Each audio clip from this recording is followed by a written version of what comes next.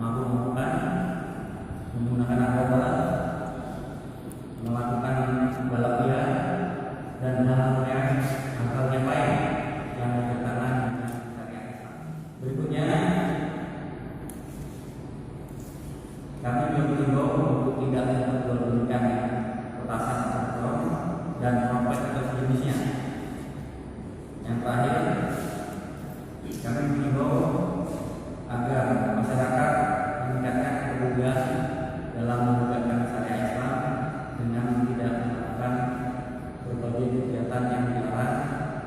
yang dilarang agama, dan melanggar peraturan perundang-undangan dan ketentuan syariat Islam. Maka operasi lilin di operasi lilin tahun 2019 sejak tanggal 23 Desember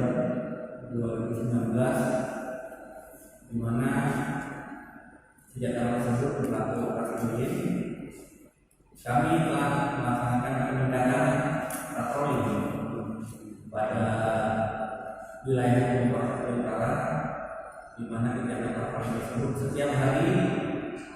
dalam satu harinya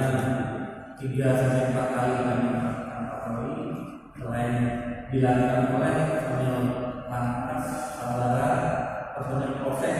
di wilayah Polsek masing-masing juga dilakukan patroli-patroli untuk mencegah terjadinya hal yang tidak diinginkan seperti halnya tadi jalan petasan, balap liar, dan itu akan kami lakukan sampai dengan besok, karena